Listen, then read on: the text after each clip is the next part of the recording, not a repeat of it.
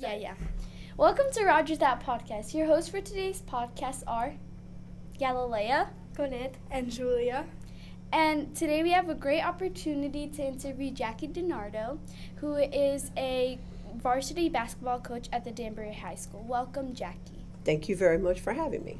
Thank you for taking the time to talk with us today. We really appreciate you joining us. I think this is very impressive what you guys are doing, so congratulations. Thank you. Thank you. First, we have some background and professional questions for you. Okay. Can you tell us a little bit about yourself and where you're from? I have been in Connecticut over 40 years.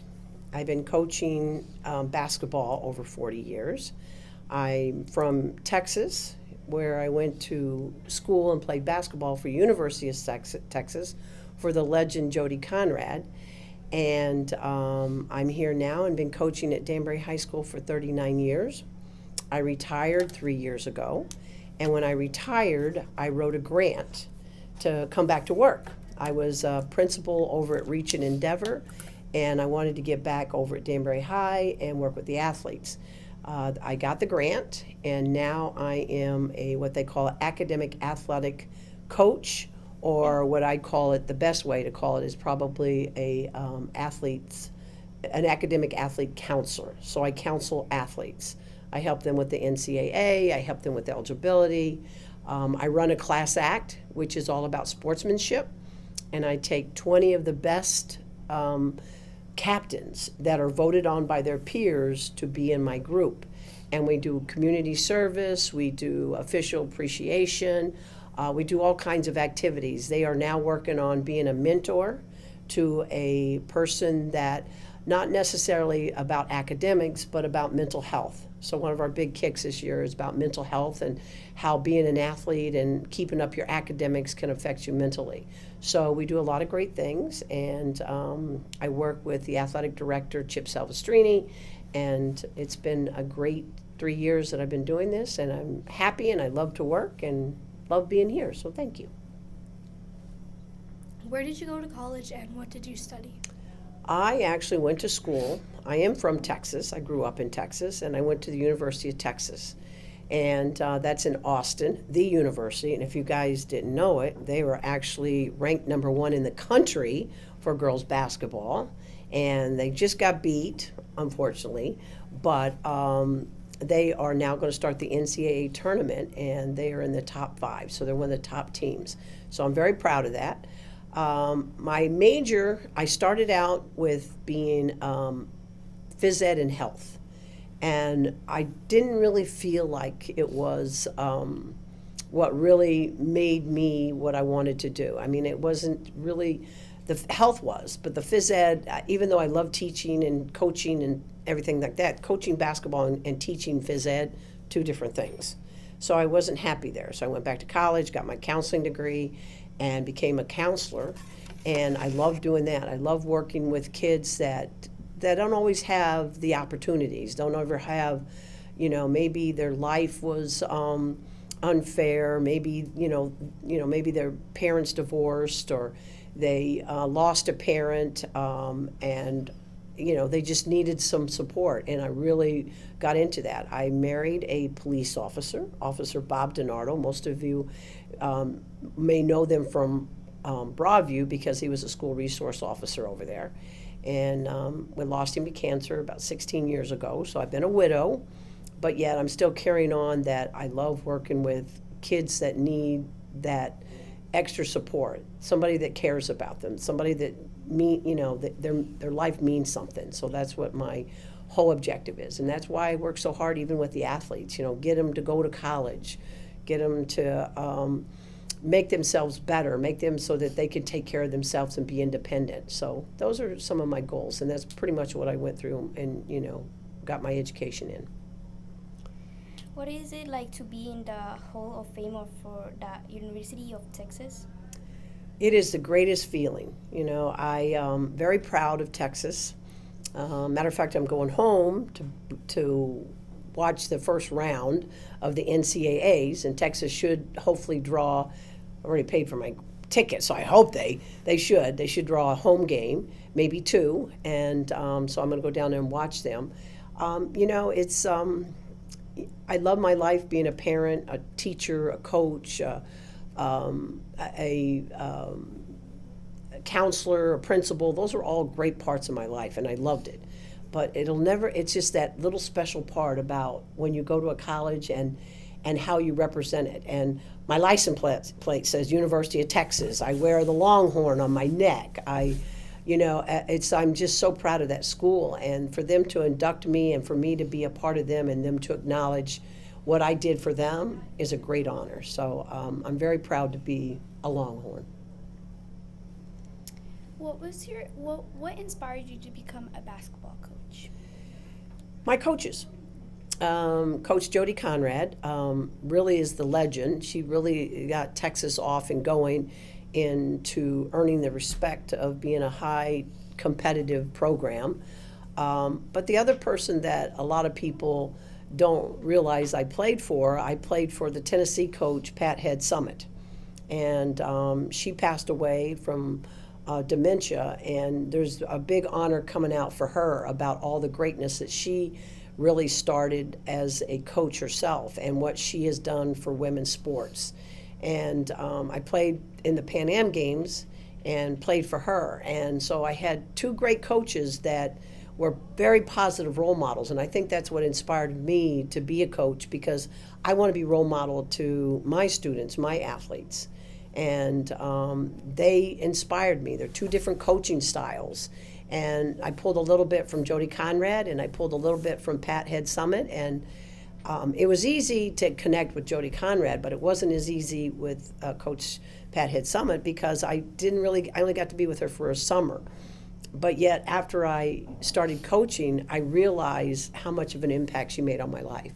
So that's why I'm coaching today. And I love it. I'm 39 years later from being only at Danbury High.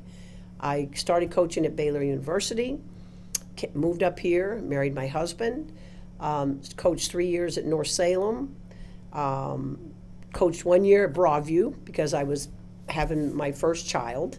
And so I went back a little bit and coached at Broadview for a year, and then I got the job at Danbury High School, and I've been there ever since. How long have you been coaching?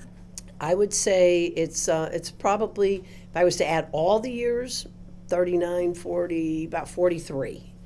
But 39 years at Danbury High. So, I'm looking for that 600 wins. I got 22 to go, so I'm hoping my kids next year, within the next couple of years, they put me over the hump. What's the most rewarding part of being a varsity basketball coach? I'm sorry, what? What's the most rewarding part of being a varsity basketball coach? Seeing young athletes succeed, seeing them go to college, get a trade, be a productive person in society, and not just a statistic. Everybody thinks it's about coaching the best player in the state and the Division I player that goes off to the biggest school, and that's the rewarding part, but it's not. I mean, that would be nice, but Danbury High School, we've had a lot of great athletes. We've had one athlete that played professional in Germany, and we've had several athletes that played at Division I. But that is a reward, but not as much as when I see kids that didn't have anybody or had no direction, and they found a plan, they found a future, they found a dream, they found a goal. And for them to go off and achieve that goal and come back and see us, and they come back to our games and they walk through the door, that's what makes me feel the proudest, because they come home, they return, they make you feel like you were a very big, important part of their lives, and that's the most rewarding part to me. How would you describe, wait, did we just do that? No. No. How would you describe your coaching style? That's a great question. It's funny because this year, now, and I've been coaching, like you said, a long time, and I don't ever remember winning the sportsmanship award. It's like, and they called me up, and IABO 9 is our officials, and they were laughing at me because it's been so long. And I'm usually pretty intense, pretty aggressive, but respectful. I'm not a person that gets a lot of technical fouls or are people complaining about how aggressive I am. But I can be pretty aggressive, but I think I know where the line is where it becomes disrespectful, and I'm not disrespectful. But we won, Danbury High School Lady Hatters won the Sportsmanship Award this year. And they would call up and say, oh, yeah, Jackie, you're the worst. You were the best of the worst. And I'm going, oh, how nice. I won the sportsmanship because I'm the best of the worst. And that was kind of funny. But it's again, I hate to lose. I want to win. But I also believe that if you go out on the floor and you give 110% and you try your very best and your best just wasn't good enough and you just couldn't win it, but you gave me your very best, I'm okay with that too. Because, you did your best. And if your best was all you could get, that was it, then I'm happy with that too. I don't like when we go out and we play sloppy and we play no enthusiasm, no effort, and we still win. To me, it was like it wasn't worth it. Give me a great game that you guys really earn, and that makes me very happy. What do you think is the most important skill young players should focus on? The one skill. Well, first of all, I believe that we don't teach enough the skill itself. How to shoot, how to do, improve yourself with ball handling, how to, make your game better. And the part that's the hardest part to coach and teach is giving them the desire, the burning, that they're going to go out and do that extra effort to work hard to get themselves better. And so I think that's kind of like what I want them to do. I want them to be there. I want them to get better. Everybody goes, well, practices aren't fun. Well, I don't think I ever went to practice thinking it was fun. But I went to practice because I knew it was going to make me better than what I am today. It was going to make me a little bit better for tomorrow. And that's what's hard to coach, is how to have that desire to make yourself better, to be the best that you can be. So I keep fighting to hopefully help that. How do you motivate and inspire your players, especially during tough games? That's hard. You guys as players, and you're a soccer player, right? And you got to walk on the field with that burning feeling in your heart right away. If you're just walking on the field and you're not inspired and you're not ready to give it your all, you're not going to play your best. And that is what's really hard to coach. And I've learned to listen to a lot of great coaches. I mean, even like Gino Ariema and from Connecticut. And I know that makes it pretty close to home because we're in Connecticut. But, I listen to a lot of things that they say, and it talks about that they watch what you do as an athlete. They watch how you carry yourself. They know you're going to play, they know what you can do as a player, but what do you do when you're not being watched to be a player? What do you do when you're sitting on the bench? What do you do when you're not on the ball? The ball's at the other end and you're at the other end. And, what do you do that makes it better? And he makes a very great point that if you're giving bad body language, or if you're giving that you don't care, or you're mad because you're not out there and the coach took you out, and you're pouting and you're not giving your all, he says, that's the kind of kid I don't want on my team. I don't care if you're the best player. You have to have character, you have to have class, and you have to be a person that's there and you give your very best every time you walk on the floor, on the court, on the field, whatever. And I think that's what is the hardest thing to do.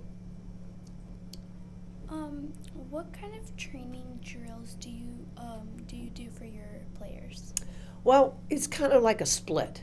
I have to start with the basics. It's all about muscle memory. And I have to get their bodies to remember how to shoot the ball. And first I got to break all the bad habits. So we do a lot of training on, getting them to shoot the ball right, ball handling. And then that's just basically the learning part. And then you go out and you practice it and practice it and practice it. And then you got to have conditioning. Nobody has fun conditioning, right? Who wants to run? Nobody wants to run. Nobody wants to condition. They just want to go out there and play. And some groups are easier to coach than others. And some groups will run as hard as they can because they know it's what's best for them. And some groups will try to slack off and cheat and not give their very best. And but it's got a lot. And then there's always the finishing, the finishing touches, shooting those extra shots, going through your offense again and again and again so that you remember it. Because this is taking 5 young players or 5 players, and you got to work them all together into one unit. And if they're not working together and they don't see each other, then it's not going to be as successful. So you got to work on all that too. How important is teamwork compared to individual talent? Now, see, that's what we were just about touching base on. Exactly. And, basketball is a team effort. Soccer is a team effort. You're not out playing golf or playing tennis. And even in those sports, it's still, if you're on a team like on Danbury High School golf or Danbury High School tennis, it's still team, because at the end of the day, when all your scores come out, do you win or you not? Because it's all about winning as a team. But when you're in, you have to sync together. Am I going back door? Am I setting a pick and rolling in the timing? So the team effort is really, really important. And I notice when I go scout and I see one girl rebound the ball, dribble it all the way to the other end, and then try to make a shot, that's not going to be always successful. You have to put the whole thing's got to work together as a unit.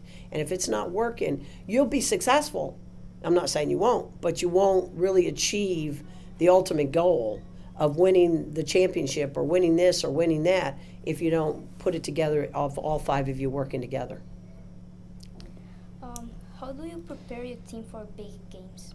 For big games, that's what's hard, guys. I mean, this is high school. You guys are young. You're women. You got drama. And so how do you plan? How do you get them pumped up to understand? Hopefully you choose great captains that on their way down there, they're pumping them up and talking, we got to win, we got to win, we got to win. Small rivalries are good. Like us in Ridgefield, we tend to play well against Ridgefield, except we didn't play well this year. But, I send text messages. We have a group chat, and I'll send texts, little chats and texts saying, let's go. It's whatever you can do to get them really fired up. If you can get fired up, ready to play, you're going to play well. But if you're not fired up, ready to play, and you're starting like your feet are in mud, it's going to be hard, because if you get behind and you're losing, then you got to try to catch up, then try to win. It's a lot harder of a game to play.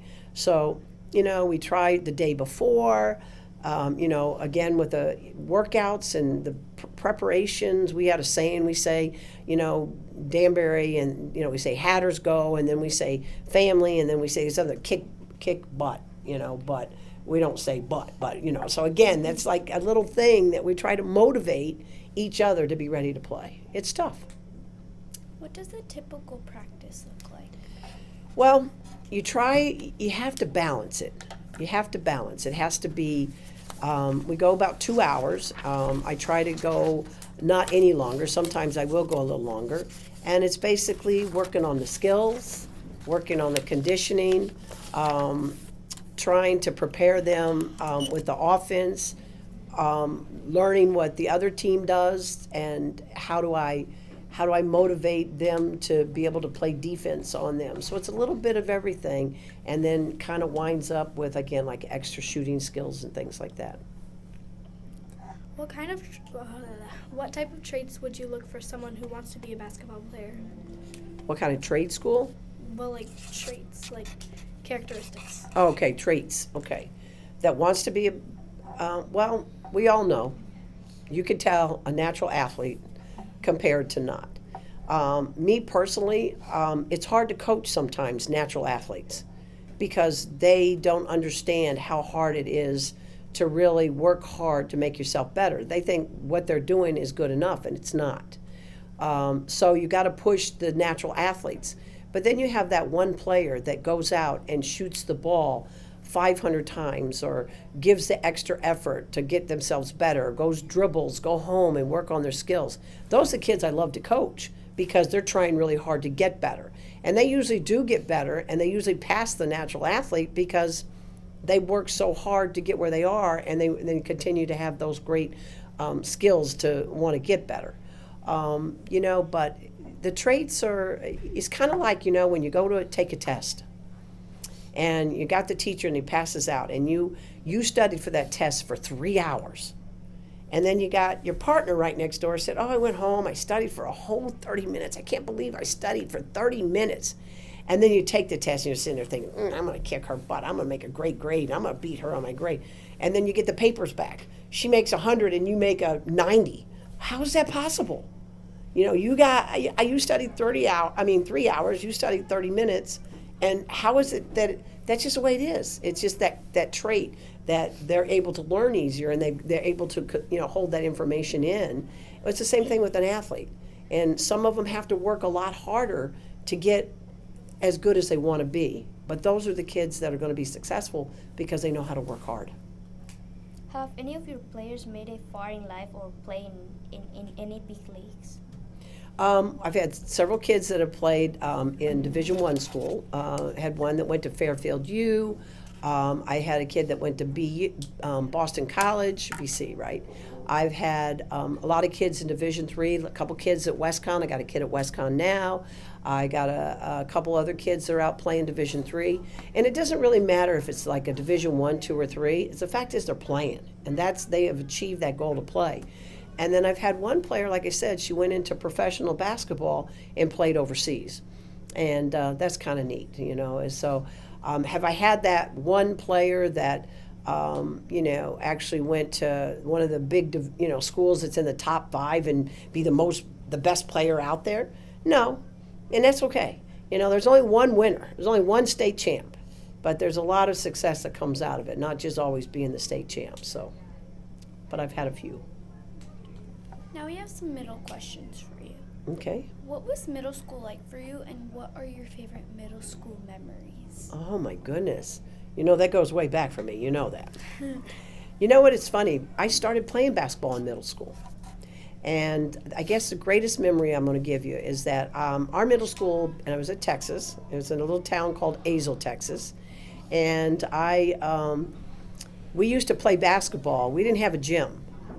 And we would play basketball out on an outdoor court, cement. And we would go compete with other towns playing on cement like you play right out here at Rogers Park. And so and it was a mother that coached me at the time. And our middle school was 7th, 8th, and 9th. And we were 9th grade, and we beat our varsity team as 9th graders. So that was my greatest memory as an athlete, as a basketball player, is that we were able to meet our varsity players as a middle school program. So that was pretty neat. When you were in middle school, what did you want to be when you grew up? I think I always thought, once I learned about sports, and I kind of was that natural athlete, but not completely, so I had to work hard to get at the best that I could be. But a lot of things did come naturally, which helped, but I also loved it so much that I wanted to be the best. We ran a little track meet. I wanted to win. I learned how to be competitive. But when I was in middle school, when you're out in Texas, you got to understand now, I grew up on a farm. I had cattle, pigs, chickens, rabbits, dogs, cats. I mean, every morning I'm up at 5 o'clock feeding the farm animals, And I thought at the time when I was in middle school, because I loved all my animals, I thought I just wanted to be a farmer just like what you do in Texas. But I learned to grow and love basketball as much as I did, and I wanted to go to college and play. So it took time, but middle school is more like I wanted to carry on that Texas trait, get a farm, get a horse, have a life, That's pretty much middle school. What advice will you give to middle school students today? The best advice that I can give you is that you got to find something that you got to get involved in. Sports, clubs, theater, whatever. Don't just go to school and, just go to school just to do academics. Academics is the most important, and you've got to have them. But you got to have that downtime. You've got to have something that you really enjoy and have fun at. And the academics, some people have a lot of fun in academics. I mean, like this, oh my goodness, this is awesome what you guys are doing here. And this is something that's nice because it's giving you guys ideas besides all, books and learning. You can make it fun and make it interesting. And so you got to get involved. Get involved in something you love to do. Do that, and then get your academics. Keep your grades up. because the higher your grades are, it's going to open up more doors and opportunities for you to go when you grow up. Now we have some fun questions for you. Uh-oh. Okay. Have you ever dunked a basketball? You know, that's funny that you asked that. I could never palm it. I could never hold on to it. And my hands, I had good hands. You throw me the ball, I could catch it. But I could take a tennis ball, and I could get up, and I couldn't get up high enough for the basketball to be over the rim, but I used to, when I was in college, I could grab a tennis ball, and I could put the tennis ball over the rim. But that was it. I jumped well, and I thought I did have great hands, but I couldn't hold the ball, couldn't palm it. So tennis ball I was able to hold and get it up. What's the longest shot you've ever made? The longest shot? Well, you got to remember something. I'm a little older than the most people that you guys talk to. We didn't have the three-point shot. Matter of fact, when I started high school, we had it where it was 6-man. That means the defense was on one end and the offense was on the other end, and I was a defensive player. And who'd think it? I hated defense. I was on the defensive player.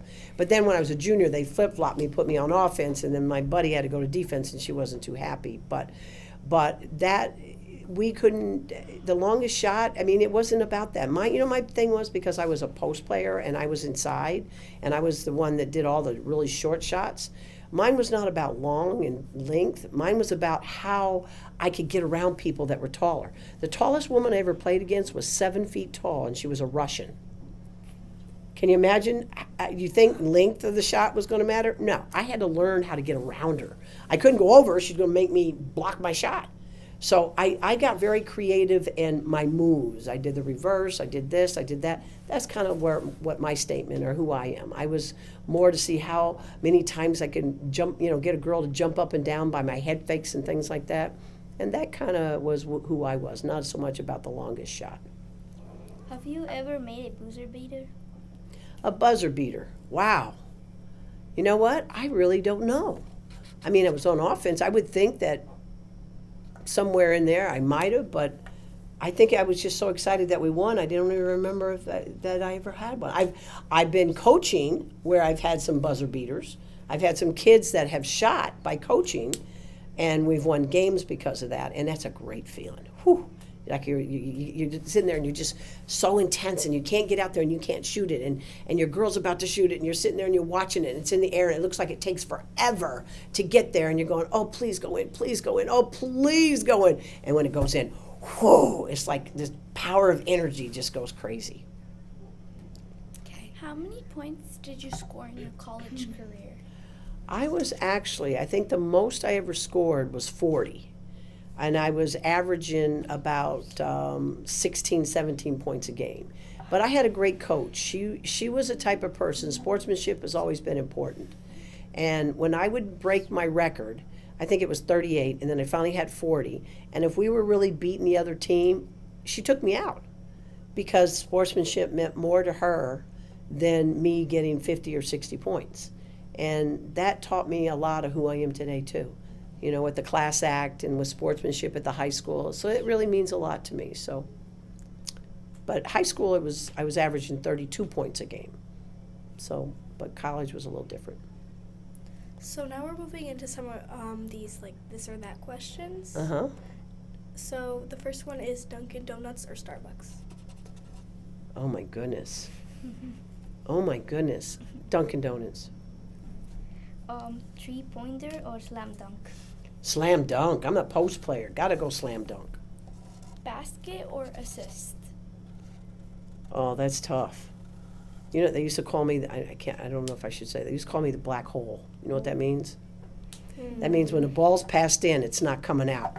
So I love scoring the basket, but I'm a team player. I mean, if I wasn't open, I would, pass it back, but I was a team player, so basket. All-time favorite basketball player? That's a tough question, too, because I've met a lot of and played with a lot of famous women. But I would have to say, if I had to pick somebody, it would be probably Annie Myers. And again, that's not in your era. And she was probably the first female that played on the professional men's team. And again, her brother played there, and she got on, and you know, those people are the ones that kind of opened up all the doors for the rest of us to be able to be where we are today. So that's who I think. What's your favorite women's player? Famous women's player? Favorite. Well, again, I was looking at Annie Myers being a female, but my favorite one right now, let me think. I would have to say, I'm just trying to think. Probably the whole Texas team. You know why? Because I've really gotten into them and watching them, and there's so many players there that have impressed me, and one way or another. And so probably I'm going to say the Texas Lady Longhorns, probably all of them. Favorite basketball team? Ho, Texas, the Lady Longhorns. Are you kidding me? Of course. Coaching or being a principal? Wow. It's going to have to be coaching. Principal, I really loved, and I loved helping kids, like I said, that were needed my help. But coaching, it was like I could get up and go coach every day. I could get up. I'm not tired of it. I've been doing it 39 years, and I love still getting up every day and going to coach. Okay, so what's your favorite orange? University of Texas or Danbury High School? Whoa, the burnt orange. You're killing me. You guys are killing me. Wow. So if I say Texas, then my team's going to be mad at me. And if I say my team, I'm going to be fibbing. And you know, it's funny how it's both orange. You know that I bought a burnt orange Camaro when I was in college, so everything was burnt orange, you know. But I do like the color orange at Danbury High School. So if I was looking at the color to like the color, I like the Danbury orange. But I am a burnt orange fan. How's that? Good. Finally, what advice would you give to middle school students that wants to be a basketball player or coach later in life? You know, it doesn't even have to be about coaching. You have a dream, you have a goal. Dreams will change. Goals will change. But don't give up on them. Don't ever let somebody say you can't do it. Keep pushing forward. Make something of yourself. And if you want to be a coach, then go get it. Don't let anybody take that away from you. So thank you, Jackie DiNardo, for spending time with us today. We truly appreciate you telling us my bad, guys. You're telling us a little bit about yourself and profession. Thank you for turning into another great episode of Royals Dad. See you next time. Bye.